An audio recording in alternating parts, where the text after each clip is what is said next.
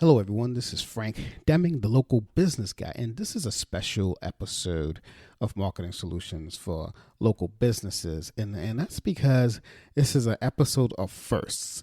This is the first time, I've ever had a repeat guest come back on the show. Um, and B, the reason she's coming back on the show is because there was actually some questions made of an episode that we recorded, episode 15, if I believe, and I'll put a link on the show notes too, if in case you want to revert to that, where some people, I got a lot of value out of it, and they've asked some questions, and it's very rare that happens. That has as a matter of fact, it's never happened so far since I've been doing the show where someone actually asked questions to one of my guests. So it's the first time that's happened. So it's the first time I'm bringing someone back. So I'm very, very excited about it. So without further ado, episode 40 starts right now.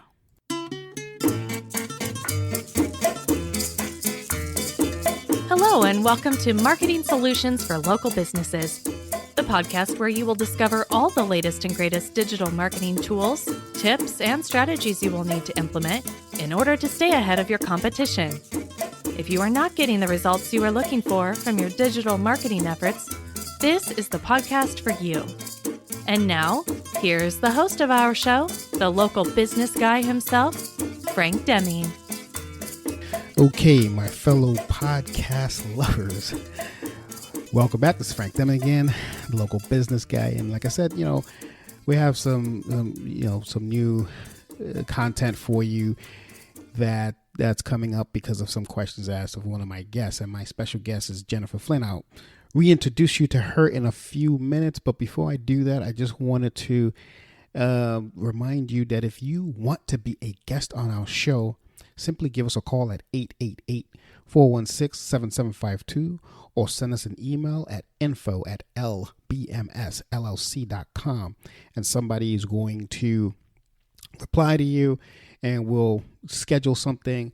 You see what your topic of the episode you want it to be, and we'll put you on the show. Another thing that I wanted to remind you of is if there is something that you're struggling with in terms of your digital marketing efforts, I also want you to do the same thing. Give us a call, 888-416-7752, or send us an email at info@lbmsllc.com. We will try to, we will put it on the schedule and make it a topic of conversation in one of our episodes, so that way we can help you get a result or something of what you're looking for. One last housekeeping thing before I bring Jennifer on, and that is, if you have been thinking about starting a podcast of your own and maybe running and managing it, I want you to give Buzzsprout a opportunity to be your host. Buzzsprout is a great platform. It gives you all kinds of flexibility. It gives you a website of your own that you can use. It has a really slick embedded player that you can put on your own website if you want. And it gives you a simple tool where you can upload it to any of the popular podcasting platforms like Apple Podcasts, Google Podcasts, Spotify, iHeartRadio, etc., etc. I mean, all the popular ones are out there, and they give you a real simple click of the button way to do that. So if you've been thinking about doing a podcast yourself, give them a try. I'm going to put a link in the show notes. When you click on that link, just for giving them a try, you'll receive a $25 gift certificate or gift card, if you will, from Amazon. And that's them giving you thank you for giving them a shout. And it also tells them that we sent you. So Buzzsprout, the easiest way to start a podcast. All right, everyone. So now that we've got the housekeeping out of the way, I want to reintroduce my special guest, as I said, Jennifer Flynn. Welcome back to the show, Jennifer. I am so thrilled to be here. Thank you so much for having me back. Yeah, well, I just had to. I mean, it's like I said in the pre-intro, Yeah, this is the two times I have a first here. First time I'm actually having a guest back, and I'm glad it's you. And the first time that someone actually asked a question about something that a guest of mine had in an episode that we had. So you're knocking them out. Yeah, this is a special day. We sparked some curiosity. Yeah, I guess so. I guess so.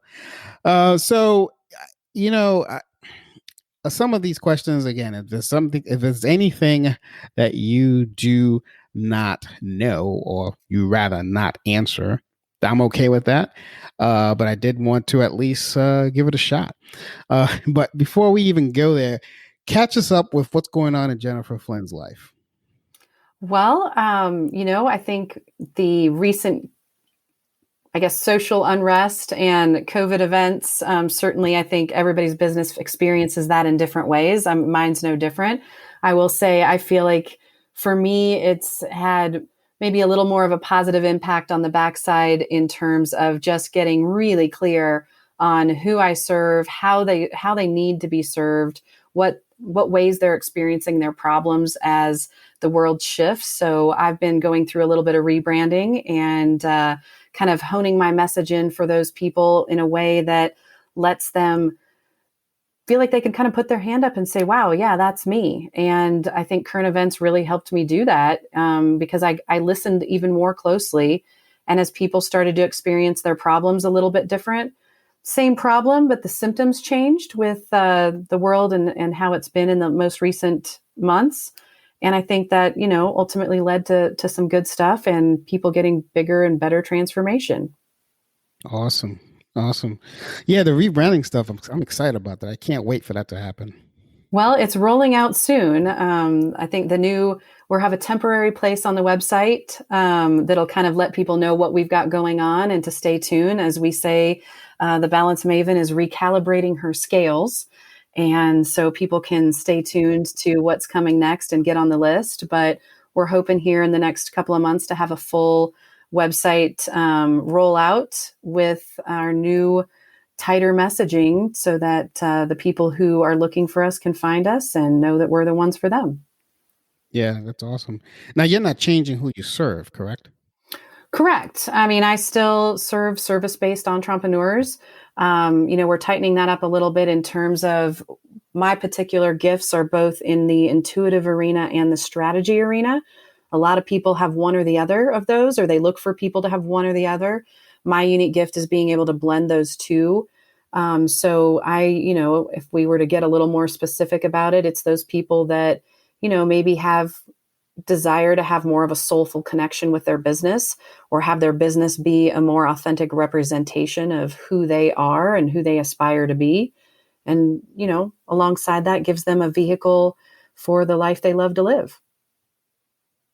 So ultimate balance. Right. Soulful, huh? I like that. Yes. Well, nobody wants a soul sucking business, right? I don't. That's the authentic Jennifer. That is the authentic Jennifer Flynn I know and love. There she is. She has appeared. Soul sucking. All right. So you ready to do this, my good friend? Yeah, let's do this. You have no idea what I have in store for you because I happen to know you very well, and I know that you perform at your best when you don't know. So we should give a disclaimer to the group. Yeah, that I have not been prepared, and anything could come out of my mouth. Yeah. Whatever it is, it'll be authentic, I guess. Exactly, it's authentic, and that's what we all love about you. So I've got actually three people and 4 questions. And one person asked 2 questions, another one, another question, and then it was an anonymous question. So that one is I'm going to leave that one for last because I'm not even sure if you know anything about that. But I'm going to go with the first one because he was actually the first guy to ask a question. His name was John Metcalf. He doesn't say what business he's in. I don't know if that works, if that helps or not. But Here it is. If you're listening to this is pointed at you because I think you've been listening to my show for quite some time, so you'll probably hear this when this airs. He said, Jennifer, you said selling is serving. What do you mean by that? Wouldn't it be if we serve them, we give them the service and won't sell it to them? Kind of an interesting question. But what do you think about that, Jen? I think that is a great question. And I think the reason that people will hear me say that repeatedly is because it is an important distinction to make. And a lot of times people think they have to sell to get to the serving. And what I teach people is that there is serving in the selling. And here's the primary reason why. Number one, your job is to help people make a decision. And if you can help them get to decision, that moves the needle. It may not be with you, but it moves the needle because once that decision is made, they are now free to take the next action, whatever that is. And so if you can help them navigate their challenge, their question, their whatever, and get them to a place of clarity and decision, that's a gift all by itself. And that is a service that we provide.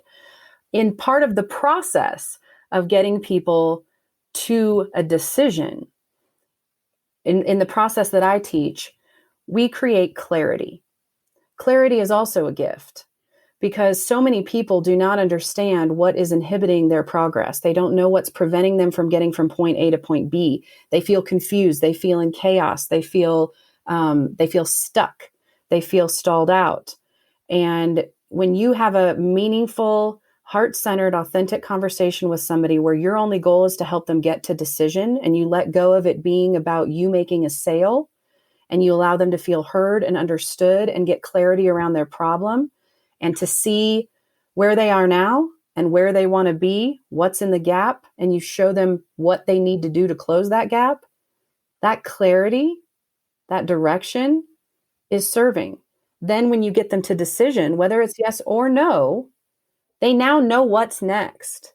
Even if it's in contrast, meaning they know it's not this, that's still new information. So that's why I feel like selling is serving, because the act of selling isn't just about getting somebody to say yes to you. It's about leading them on a journey through a challenge and creating greater awareness, clarity, and decision. Yeah, man, that's but I got to tell you, Jennifer, that is, it sounds so odd calling you Jennifer. I always call you Jen. I can't even believe I said that. Anyway, anyway, back to the show as I digress. That is such a difficult thing because, and I don't know about this John guy. I mean, I'm sure he asked the question for a reason. And again, I don't know his industry, but sometimes you're in front of me personally, Frank Deming, when I'm in front of someone and I know that person could use my services, but they cannot, I can't get them to convert, if you will, into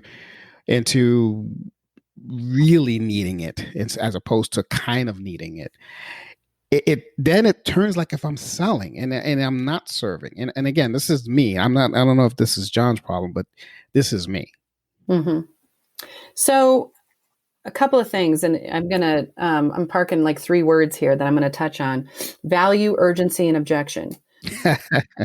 So if we've got somebody that we've determined that they could benefit from your services, but they aren't rounding the corner to the decision of yes, let's say hypothetically they're in what I call the delayed decision, meaning, yeah, I see I could use this, but I don't think I need it right now. That's kind of the most common, is somebody can see the benefit of something, but they aren't, for whatever reason, they're not ready to pull the trigger to the yes and take the action on it. And there's a couple of things that probably have come up there. Which I think it's probably more of a function of value and urgency. But there are four reasons people will not move forward typically. They all come in one of these 4 buckets of trust, need, value, urgency. If you got that far in the conversation, I think we've probably eliminated, they know they need it, and they probably trust you enough that they stayed in the conversation or that they reached out in the first place, which is why I'm going to speak to value and need. There's probably an opportunity to help them understand, again, and this is going to come back to the serving. We need to remove all the blocks to their progress.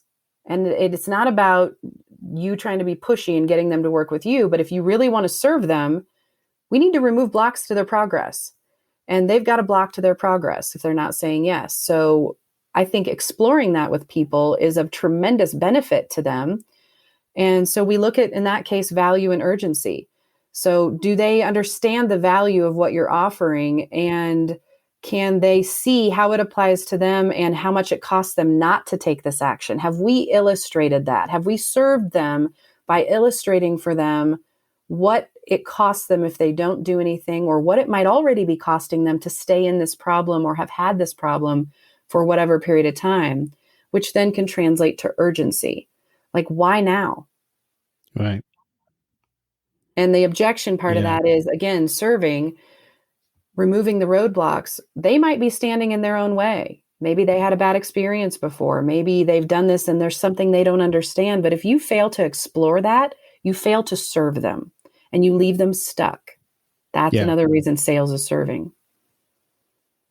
I don't know if I answered your question. Wow. Yeah, I mean, I know you definitely answered hers, but mine was, it's more particularly around the fact, how do you, it's a mindset thing. It's hard to answer my question because mine is a mindset. I have to somehow when they're in, because if they know they need me and they don't question it at all, I don't have a problem.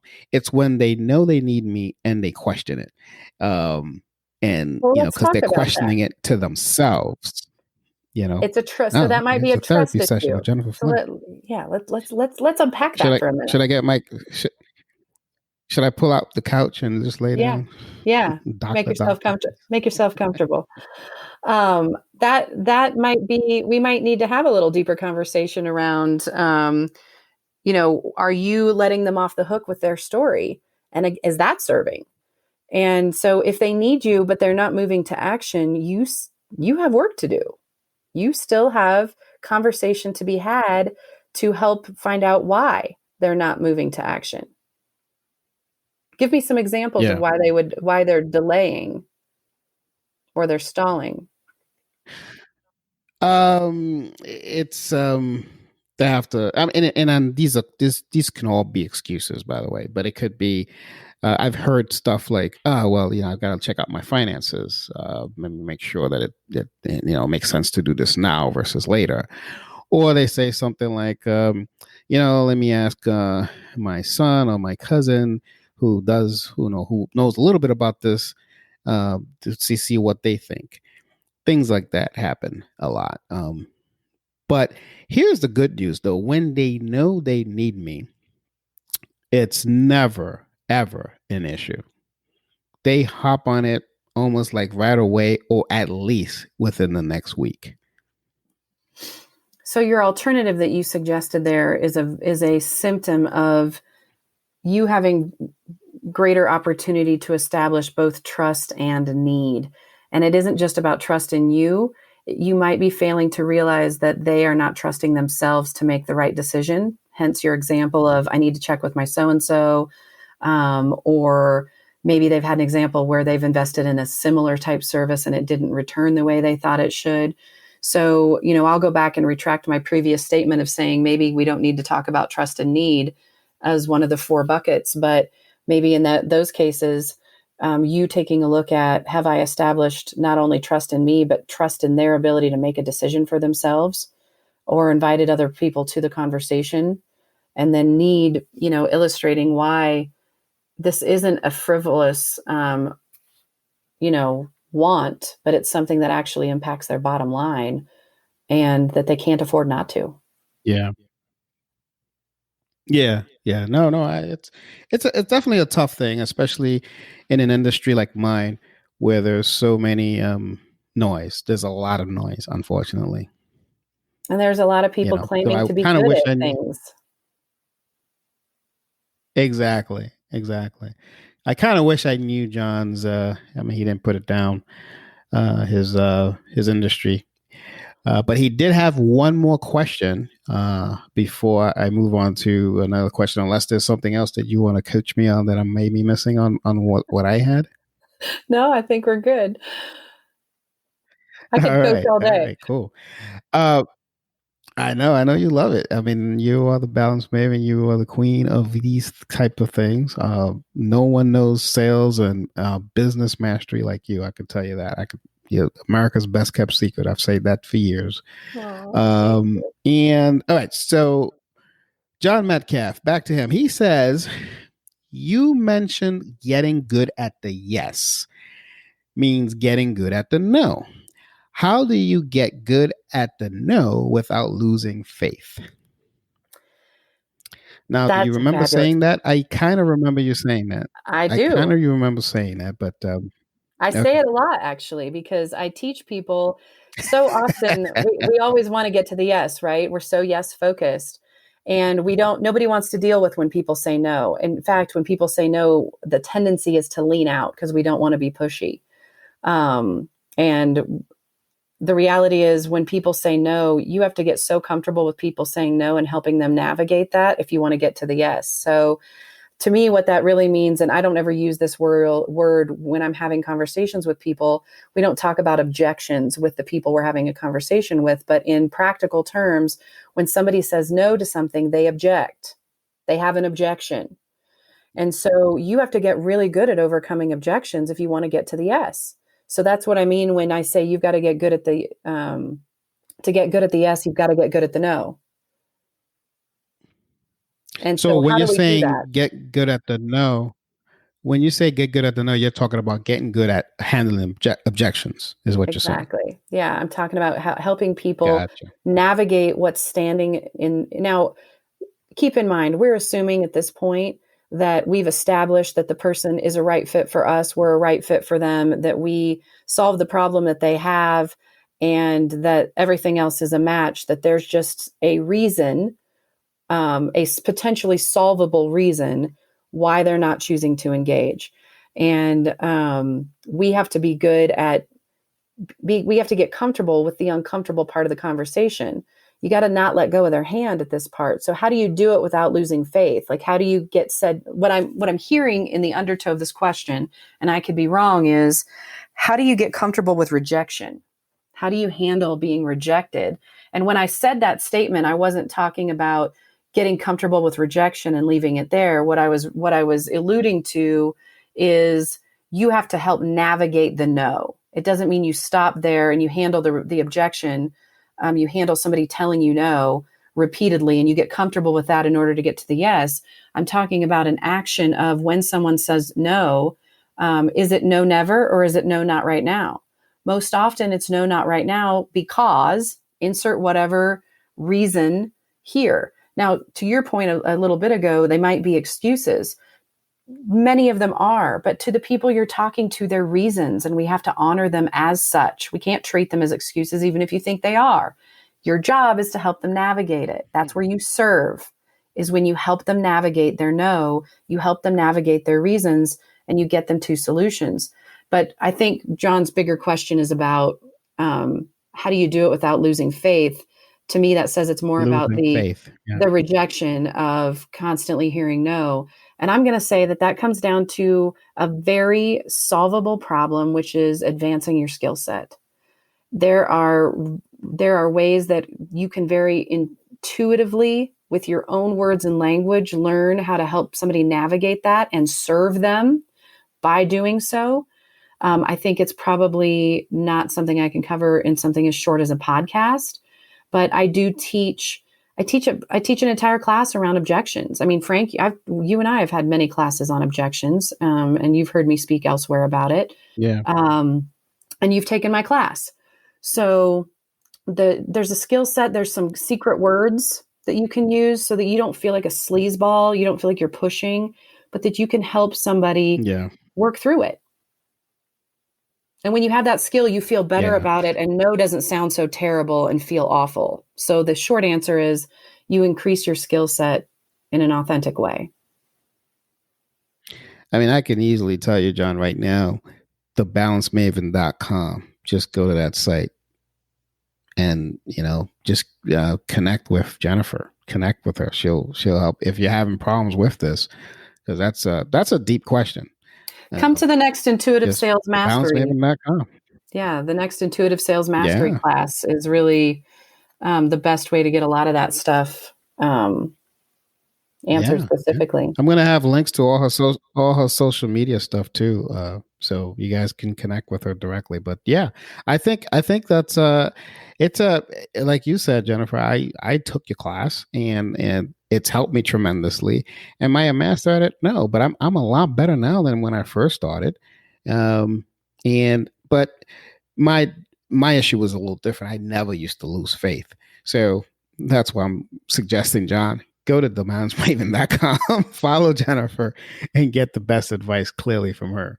I never used to lose faith. So it is nerve wracking, especially when, I mean, I don't know your situation, but if you have a family to support and you got mouths to feed, a mortgage to pay, I get it, so I don't know if that's helps. Any other, before we move on to the next question, any other thing that you think could help him? Because I think just acknowledging that it's hard to hear no. I mean, it's hard to hear no and to feel like you're hearing no repeatedly. If you're hearing no repeatedly, I think more than it being a faith issue, I think it's about, let's solve the problem that's causing you to hear no. And it's either an opportunity to up-level your skill set, or it's an opportunity to focus on your marketing, and that maybe your marketing message is not, it's suboptimal, or it's not functioning optimally where it's bringing you the right leads that are aligned with your message and what you do. So the fact that you're hearing no, like, my bigger question is, why are you hearing no? And let's solve that problem so that you don't have to just learn how to have faith to keep dealing with hearing no. Let's just stop hearing no. Right. There's a solution for it. We need to diagnose the problem. Yeah, I mean, this is going to be a little bit off topic, but, I kind of gave the same advice to a friend of mine who was having problems talking to women. And I was like, it just has to come natural, man. Not everyone's going to say, yeah, that's all. It's just, you ask a woman to dance. Law of averages. You ask them to, you ask them to dance or send them a drink and they reject it. It's no big deal, but there's going to be a few that's going to take it. So that helped him. I don't know if that's going to help you, John. I know it's a total different topic of conversation here. We're always marketing and we're always selling, because what is marketing and selling? It's moving people. Marketing. We're just moving people. Yeah.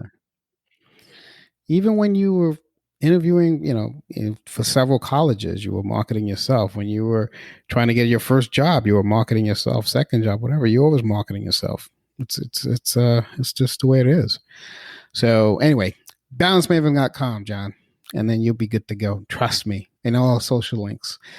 All right. So the next person only had a first name, Skylar. Could be a man, could be a woman, because I've seen female Skylars before. So don't know here, Jen. But the question is, which is kind of a weird question too, do you work with teams or just individuals? And I think we answered that in the last call, but maybe they missed it. No problem. Well, I definitely work with both. In teams, I do corporate. I keep a number of corporate clients alongside private clients. So I certainly serve entrepreneurs in growing their business, but I do also maintain corporate contract status. So I come in and build sales teams for infrastructure. I manage sales teams. Sometimes I serve as the sales team, depending on the nature of the contract and the fit of the client. So I definitely also come in to organizations for my clients, my entrepreneurial clients, where I come in and train their team so that everyone is on the same page and they're aligned in the mission of the company and how we express that mission through sales. Again, how we express that mission through serving, because I believe sales and serving are synonymous. They're equally interchangeable the way that I teach it. So I love to do teams because I can have a much bigger impact, because every person I train, then by extension, every person they have a conversation with, we're expanding that impact and we're helping people feel served instead of sold to. And individuals primarily, again, are the the entrepreneurs that really are looking for that intuitive and strategic balance in their life, where we are looking at wholeness so that they are very deeply professionally and personally fulfilled. And I help them build a vehicle for that fulfillment through their business. So I definitely do both.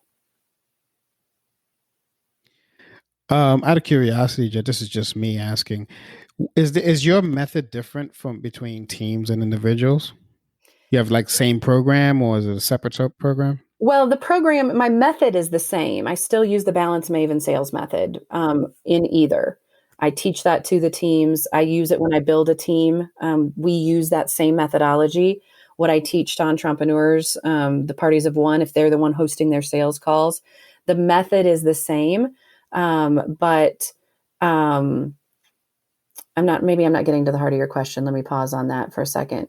The method's the same, but what you're asking is no, I was just curious do you have separate programs? Like, do you have a separate program programs. for Yes. teams versus a program for individuals? So I have an 8-week program for individuals, for business owners who can put their teams through the same program. So that program in that capacity is Right. the same program. You would just run your team members through it. But I do, if I Right. I do have a different program if I'm coming on site or if I'm engaging with a company privately. That program structure might look a little bit differently. It might be a little more hands-on, and we might extend it over a little longer period of time because I'm helping them integrate that sales training with the other gates in their business, the other parts of their organization. Gotcha. Okay. Yeah, I was just curious about that because I actually never asked you that question of all the years I've known you. All right. So here's the last question, and then we can just have an open discussion. Since I've was able to complete the task of this episode, and this is from an anonymous person. I always get leery about anonymous questions because why are you hiding yourself? But anyway, Mr. or Mrs. Anonymous, here's your question. They said, in terms of NLP, and I know nothing about this. I guess it's because you mentioned NLP in the last one, Jen. But they said, do you help with perceptional filters? I don't even know what in the world are perceptional filters. Have you ever heard of that? I mean, I'm going to speak to it in the context that I would know it, but I'm not going to say that's the context they meant it in. But yes, Okay. I don't use NLP. I spoke about it on the last podcast. I don't use it in passing. Like I read a book on it. I actually went through a training program, a certification program. You mentioned the training program. Yeah. So, I mean, perceptional filters to me is if we think about, and I'll try not to get too sciencey, but if we think about how humans process information where, we get the information input and you're going to run it through filters. Those filters are going to decide how you feel about it. So it's going to create an emotional response. That emotional response is going to inform the chemical response in your body. And then those things are going to all inform your behavior. So the perceptional filter in the context I would interpret that is when you get the input of information, the filter that you run it through, can I have impact on that? The short answer is yes. That's the equivalent to upgrading your operating software or your internal operating software. So upgrading your subconscious mind to be in alignment with what you consciously want. What we know is that if those two things are out of alignment, your subconscious brain, your primal brain, is going to impact and inform behavior at every turn. If you have a filter from your subconscious mind that is filtering the input a certain way, you're always going to get a certain behavior unless we upgrade the filter, which is your subconscious mind. So NLP can do that. NLP is, a base for hypnosis. So certainly, hypnotherapy, those kind of things. Now, if the question was, can I personally do that? Yes, I'm not a hypnotherapist. I I don't practice as a hypnotherapist, but I do use NLP techniques to help retrain your subconscious mind. I also have other resources as part of my business mastery programming that I bring in to help people upgrade those operating systems, because the reality is we all have a certain set of filters that come from our childhood, our social experiences, adult experiences we've had that maybe were traumatic or didn't have the outcomes we want. We keep remnants of all experiences in that subconscious, and that informs our behavior. And if you feel like the behavior that you're having is not aligned with the outcome you want, it's typically because your filter needs an upgrade. And so, short answer, NLP is a tool for that. But there are, me personally, there are other modalities I would use probably ahead of NLP specifically, but that have NLP components to them. Okay. All right. That's satisfying to me. To me, because he asked, do you help with perceptional? Sounds like you do. It's a huge part. Maybe I gave too much science on that. It's a huge part of what I do, because no, that was awesome. That's because somebody doesn't know what a perceptional filter is. So probably giving a little context for that was helpful, but everybody has that. We all have it. I still have it. When I play a bigger game than I'm playing now, I bump into things I didn't even know were there that I thought I cleaned up because I'd had no cause to trigger it.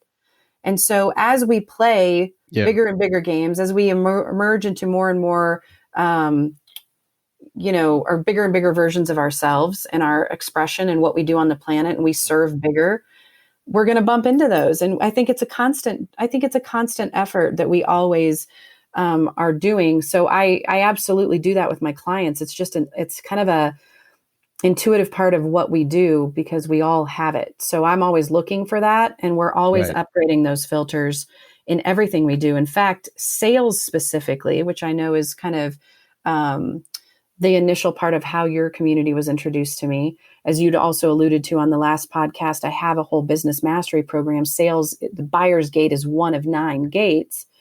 But in sales specifically, the first module in my program, we're upgrading your filters around sales. We're upgrading your filters about how you see what you offer and how to stand more in your power with it, not just in the price, but in how you talk about it and how you own the transformation you create for your clients and customers. Right. Wow. No, I think that was great, Jennifer, because there's so much involved in a business. If you think about it, I'll never forget when I took Dan Kennedy's course way back when, 2008. Never forget this. He asked everyone, not him himself, but his coach asked everyone in the room, what business are we in? And everyone was like yelling out stuff. I yelled out digital marketing. Everyone talked about, I'm in the restaurant business, yada, yada, yada. And he goes, all you guys are wrong, because everyone here is in the same business. You're in the business of selling. Period. Everyone's in the business of selling. Always. And and that's what it's all about. He said, because if you're not selling, you're not in business. So in everything that you talked about today, including the NLP, perceptional filters, which I didn't even know about until this anonymous person put it on there. So I'm, I wasn't, to be honest with you, I wasn't going to ask that. But I said, you know what? If Jennifer doesn't know, she'll just say, I don't know, and that's fine. But now that I asked it, now I am scared of you, sister. But I have a very large lexicon of knowledge. But I see that. Yeah. So that's also part. NLP, all of these components will, the stronger you get in every single thing that we talked about today, and all the components that we talked about today, and in the last episode, the better business people we're going to be. So I really, really thank you for coming back and answering these questions. And I've got a couple of more minutes left. If there's anything that you want to bring up that's coming up in your world, or if there's any last minute zingers that you want to give us to help us move along, or or if you just want to bid farewell, it's up to you. It's now the floor is yours, Miss Balance Maven. Well, thank you for that. I think, just to kind of tie all the things we talked about together, I think, to your point of what Dan Kennedy said, you're always selling. And I want to contextualize that to you're always serving. In every conversation you have with somebody, whether it's on the street or anywhere. And we are always selling as humans. And I think it was Daniel Pink that had said, we're always moving people.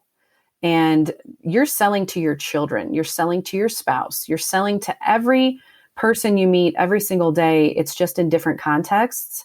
And, it's about getting your kid to eat vegetables or go to bed on time or get out of bed on time or clean their room or do their homework, your spouse to take out the trash, or to take you out on a date or to change the oil in the car, whatever it is. We're all always moving people, and it's an important skill set. The more important thing about having the skill set is how you do it. And to have that skill set in a way that creates a meaningful engagement with other people, that builds relationship, and it's not transactional. So often I think sales gets put in the context of it's transactional. And I find serving people and moving people to be very transformational and very relational and connective. Right. And I think it's about context. So I want everybody to kind of have the takeaway that, yes, we're always selling, but ask yourself, am I always serving? And if you're not, we need to align those two things together so that you're having a bigger impact in just everyday stuff. And you start to integrate that at a blueprint level. And if you have that mindset shift or that perceptional filter shift, then you're going to be happier. You're going to enjoy your interactions more because you aren't worried about all the mind trash. As far as what I've got coming up, we'll be setting the date soon for the next Sales Mastery. So, going to the website, getting on the list. You're going to be able to find the links to all of our stuff. You'll get an email when we open up the next Sales Mastery. But I think go into the Intuitive Sales Mastery class. It's free. It's about 90 minutes. It's not just a 90-minute sales pitch. I am giving you real valuable stuff. We're going to talk about the 3 biggest secrets to getting the sale without the sleaze. And part of those secrets are the mistakes that you're making that you may not even be aware of, what you need in your toolbox, and why everybody can be good at selling, like to help shift that filter in your mind that I'm just not a salesperson. I don't want to be a salesperson. We really talk about what does that look like and how can we shift it. So just in that free class, there's tremendous value in some of these questions. Yeah. I can imagine. So that's coming up in here this month in September. Yeah, probably early September. Okay. Awesome. Yeah, I think I'm not sure when this is going to air, but it's going to be somewhere in mid-September, so we'll be right around that time. So grab that link now because this is when you'll have access to it. And we try to have them about once a month. Yeah. And she Jennifer's great. I'm no I guess I don't have to tell you guys how much she's impacted my life, and I just want her to impact more lives because, again, and I repeat myself, America's best kept secret. Well, they can always book a call too. You don't have to wait for the Intuitive Sales Masterclass. You can also book a Intuitive Business Assessment at any time, where we spend some time together really unpacking what I kind of alluded to earlier of exploring what's in that gap. We were talking about serving someone and giving them the gift of clarity and decision. You can schedule an Intuitive Business Assessment where we'll talk about where are you now, where do you want to go, what's in that space in between, and how do we close it? Yeah. There you go. Awesome. Well, that's about it for me. I think we hit the nail here. I'm hoping that we helped you, John, and Skylar, and Mr. Anonymous or Mrs. Anonymous, because I wanted to put this out there. Thank you for the questions. Keep the questions coming, whether it's with my individual show or with my guests. But That's all I have for today. And until next episode, this has been Frank Deming, the local business guy, and you've just been blessed by the balance maven herself, America's best kept secret, Jennifer Flynn. Take care, and bye for now. Thanks for listening to another episode of Marketing Solutions for Local Businesses, the podcast where you will discover all the latest and greatest digital marketing tools, tips, and strategies you will need to implement in order to stay ahead of your competition.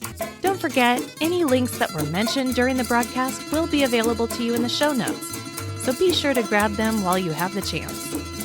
Incidentally, if you have any topics that you would like for us to discuss on the show, be sure to send an email to the email provided in the show notes, or click the Contact Us link and let us know what topic you would like us to help you with, and we'll be sure to add it to our schedule. If you would like for Frank and his team to look at your digital marketing presence and give you a free evaluation, simply click the Request a Free Consultation link in the show notes to get a hold of them. That being said, until our next episode, make it a successful digital marketing day. Peace out.